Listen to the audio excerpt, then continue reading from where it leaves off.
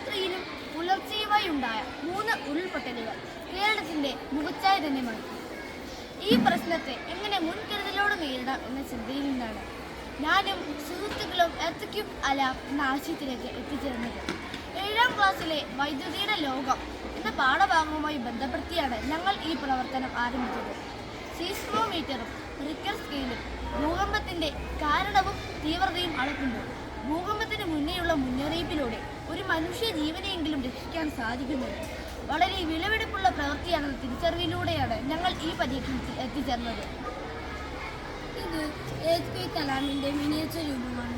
ഇത് നിർമ്മിക്കാൻ ആവശ്യമായിട്ടുള്ള വസ്തുക്കൾ: 1 9 volt battery, connecting wire, buzzer, ചെമ്പ് കമ്പി, അതുപോലെ ഒരു നെറ്റ്. ഇത് പ്രവർത്തനം നമുക്ക് നോക്കാം.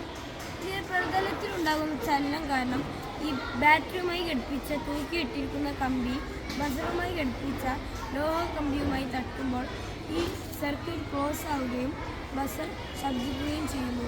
ഇത് കാരണം നമുക്ക് ഭൂമികുലുക്കത്തിൻ്റെ മുന്നറിയിപ്പ് ലഭിക്കും.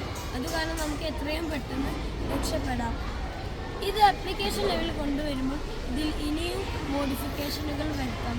ഉദാഹരണത്തിന് ഓരോ വീടുകളിൽ കേൾക്കുന്ന രീതിയിൽ, ഗ്രാമത്തിലെ എല്ലാവരും കേൾക്കുന്ന രീതിയിൽ, അല്ലെങ്കിൽ ഫോണുകളിൽ SMS വരുന്ന രീതിയിൽ നമുക്ക്